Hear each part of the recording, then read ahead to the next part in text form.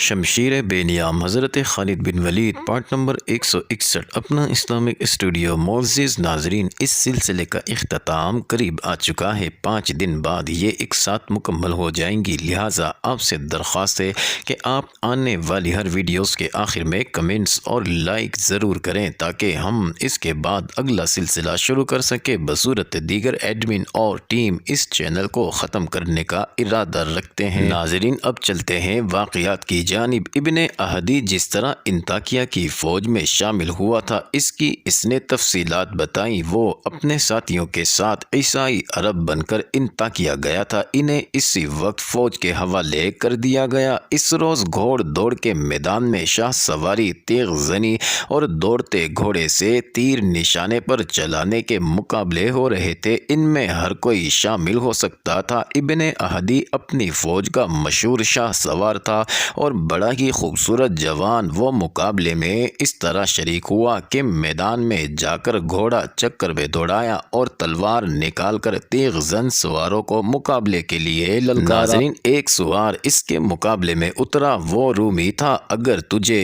اپنے بازوؤں اور اپنے گھوڑے پر پورا بھروسہ ہے تو میرے مقابلے میں آ اے اجنبی سوار۔ ابن اہدی نے اس سے کہا، میری تلوار تیرے خون کی پیاسی تو نہیں، لیکن اس کے سامنے تیری تلوار آئے گی تو تیری تلوار کے مقابلے میں میری برچھی آئے گی، اے بدقسمت اجنبی۔ دوسرے سوار نے کہا، اگر تجھے زندگی عزیز نہیں تو آجا۔ ابن اہدی نے گھوڑا اس کے ارد گرد دوڑایا اور اسے للکارا۔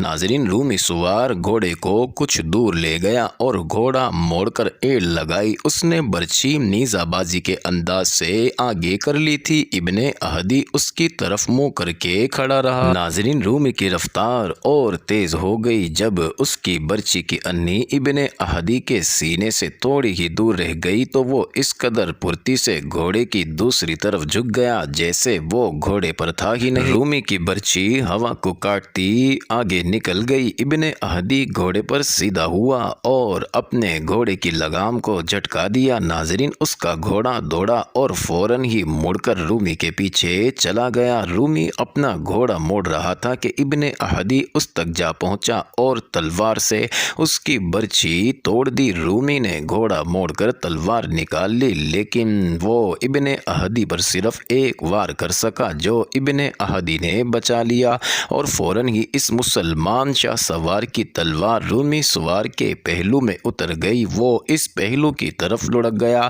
ناظرین، اسے گرتا دیکھ کر ایک رومی سوار ابن اہدی کے مقابلے میں آیا۔ وہ آتا نظر آیا اور تماشائیوں نے اسے گھوڑے سے گرتے دیکھا۔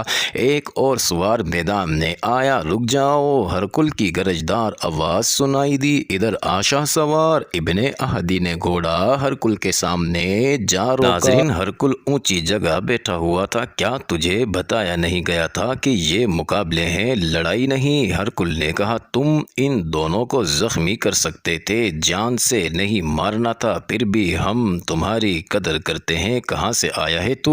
مت پوچھ شہنشاہ، کہاں سے آیا ہوں؟ ابن اہدی نے کہا، یہ میرے دشمن نہیں تھے، لیکن میرے ہاتھ میں جب تلوار ہوتی ہے اور جب کوئی مجھے مقابلے کے لیے للکارتا ہے تو مجھے یقین ہو جاتا ہے کہ یہ شخص مسلمان ہے۔ میں جب اسے قتل کر چکتا ہوں تو مجھے یہ دیکھ کر بہت افسوس ہوتا ہے کہ یہ مسلمان نہیں تھا۔ میرا دماغ میرے قابو میں نہیں رہتا۔ میں عیسائی عرب ہوں شہنشاہ، بہت دور سے آیا ہوں۔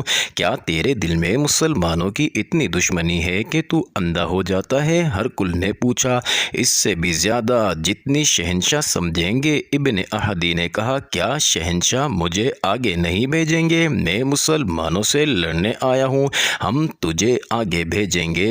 ہرکل نے کہا، تو نے 2 شیروں کو مارا ہے اور تو معمولی سے خاندان کا فرد نہیں لگا۔ ناظرین، یہ سارا واقعہ سنانے کے بعد ابن اہدی نے کہا، امین الامت ابو عبیدہ اور خالد سے کہا، میرا خیال تھا کہ وہ مجھے سپاہی کی حیثیت میں فوج میں رکھ لیں گے، لیکن انہوں نے مجھے 100 سپاہیوں کا کماندار بنا دیا۔ اس طرح میری رسائی سالاروں تک ہو گئی۔ میرے دوسرے ساتھی بھی کسی نہ کسی ایسی جگہ پہنچ گئے جہاں سے انہیں قیمتی خبریں مل سکتی ہیں۔ ہم سب عیسائی عرب بنے رہے اور آپس میں ملتے رہے۔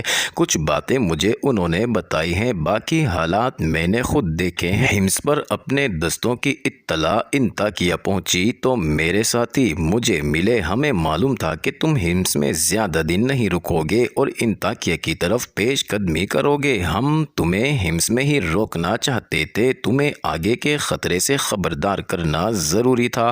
انطاکیہ کے ارد گرد کے علاقے میں اپنے لشکر کی تباہی کے سوا کچھ نہ تھا۔ ابن احدی نے آگے کے جو حالات بتائے وہ اس طرح تھے کہ ہرقل نے بہت بڑی فوج تیار کرنے کی مہم ایسے طریقے سے چلائی تھی کہ عیسائیوں کے تمام قبیلے مسلمانوں کے خلاف لڑنے کے لیے اپنے گھوڑوں، اونٹوں اور ہتھیاروں کے ساتھ انطاکیہ میں جمع ہو گئے تھے۔ ناظرین، مورخ لکھتے ہیں کہ ان قبیلوں کے علاوہ یورپی ملکوں کے لوگ بھی آ گئے تھے۔ روم، یونان اور آرمینیا کے رہنے والے بھی بہت بڑی تعداد میں آئے تھے۔ ان سب کو اس فوج کے ساتھ ملا کر جو پہلے موجود تھی، ہرقل کی فوج کی تعداد 1.5 لاکھ ہو گئی تھی۔ اتنے بڑے لشکر کو 30 ہزار کے 5 حصوں میں تقسیم کر دیا گیا تھا۔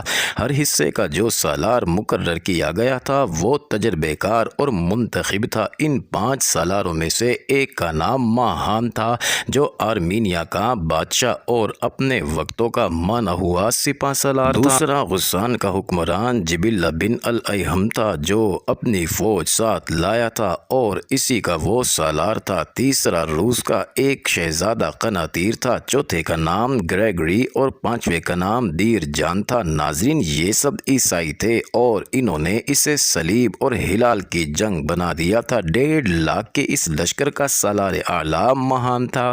ناظرین، ہرقل نے اس لشکر کو اپنے بہتر ہتھیاروں سے مسلح کر دیا اور جب یہ تیار ہو کر 5 حصوں میں تقسیم ہو گیا تو ہرقل نے اتنے بڑے لشکر کو اکٹھا کیا۔ صلیب کے پاسبانوں، ہرقل نے بلند جگہ کھڑے ہو کر گلا پھاڑ پھاڑ کر کہا، تم جس جنگ کے لیے اکٹھے ہوئے ہو یہ کسی ملک کو فتح کرنے کے لیے نہیں لڑی جائے گی، یہ تمہارے مذہب اور تمہاری عزت کی جنگ ہے۔ ایک نیا مذہب ہمارے مذہب کے خلاف اٹھا ہے، ہمارا یہ فرض ہو کہ اس مذہب کو، جو دراصل کوئی مذہب نہیں، ختم کر دیں۔ مسلمانوں کی فوج 40 ہزار سے زیادہ نہیں، تم ان کی ہڈیاں بھی پیس ڈالو گے۔ ہمیں بتایا گیا ہے کہ ہماری فوج میں مسلمانوں کی دہشت پھیل گئی ہے۔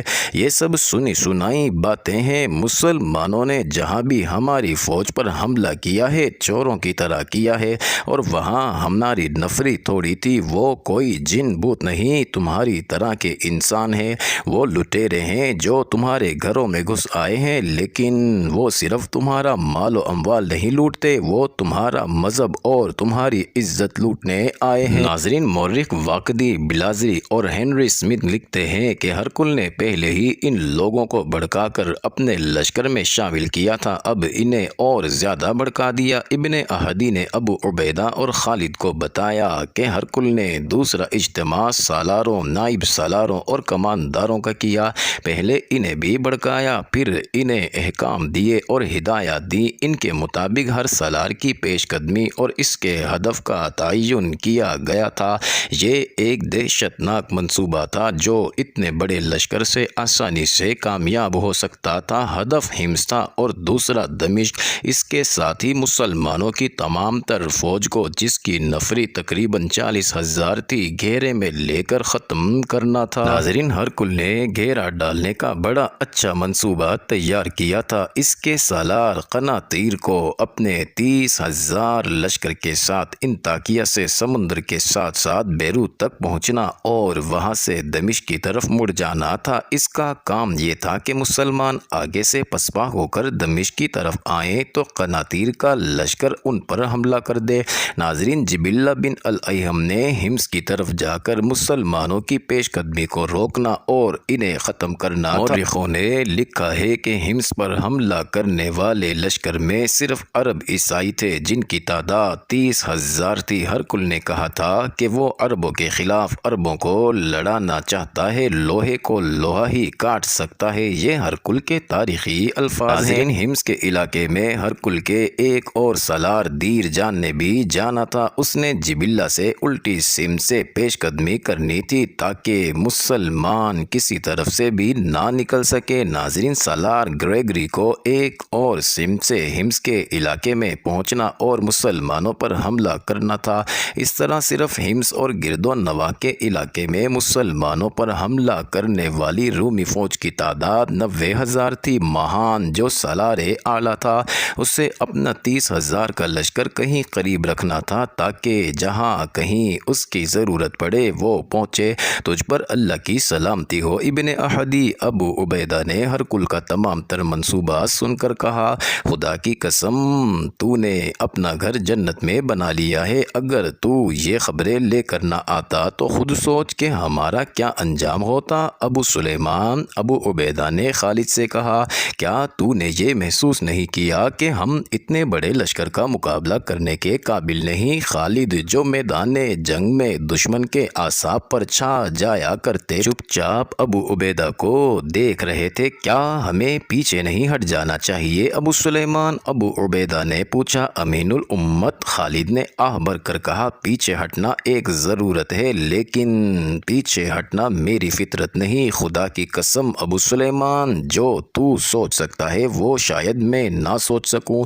ابو عبیدہ نے کہا، اس وقت اپنی ذات کو نہ دیکھ، اپنے ساتھیوں کو اور ان کے انجام کو دیکھ اور بتا ہم کیا کریں۔ ہاں ابن عبداللہ، خالد نے ابو عبیدہ کو دوسرے نام سے پکارتے ہوئے کہا، میں اس حقیقت کو دیکھ کر بات کروں گا جو ہمارے سامنے ہے، اور یہ طوفان جو آ رہا ہے اسے روکنا ہمارے بس کی بات نہیں، لیکن ہمیں اس اللہ کو بھی منہ دکھانا ہے جس کے نام پر ہم یہاں تک اپنا اور اپنے دشمن کا خون بہانے پہنچے ہیں۔ ہماری جانیں اسی کی امانت ہیں۔ پہلا کام یہ کر کے اپنے تمام سالاروں کو جہاں جہاں وہ ہیں دستوں سمیت ایک جگہ اکٹھا کر لے۔ اور ان جگہوں کا کیا بنے گا جو ہمارے قبضے میں ہیں؟ ابو عبیدہ نے پوچھا۔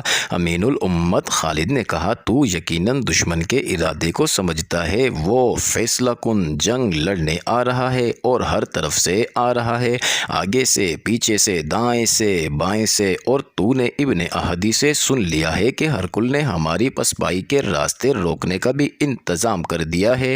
ابن عبداللہ، ہرکل ہمارے دستوں کو وہیں گھیرے میں لینا چاہتا ہے جہاں وہ ہے۔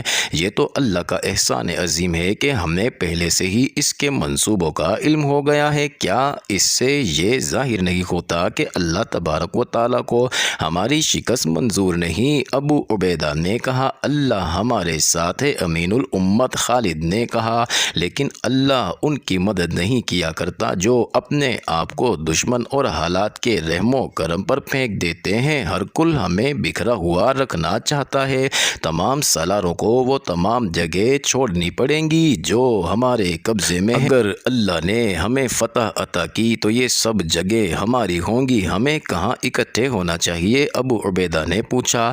جہاں صحرا ہمارے عقب میں ہو، خالد نے جواب دیا۔ جتنی آسانی اور تیزی سے ہم صحرا میں حرکت کر سکتے ہیں اتنی تیزی سے ان علاقوں میں نہیں کر سکتے جہاں ہم اس وقت موجود ہیں۔ صحرا میں ہمارا دشمن نہیں لڑ سکتا۔ ہم صحرا کو اپنے قریب رکھیں گے تو پیچھے ہٹنے میں سہولت ہوگی، اور جب دشمن ہمارے پیچھے آئے گا تو وہ اپنے علاقے کی سہولتوں سے محروم ہو جائے گا۔ تیرے سامنے ایسی کون سی جگہ ہے؟ جابیہ، خالد نے جواب دیا۔ وہاں سے 3 راستے نکلتے ہیں اور قریب سے ہی صحرا شروع ہو جاتا ہے۔ دریا یرموک بھی بالکل قریب ہے۔ معزز ناظرین، یہ انٹرسٹنگ ویڈیو جاری ہے۔ اگلی ویڈیو قسط نمبر 162 میں دیکھنا مت بھولیے گا۔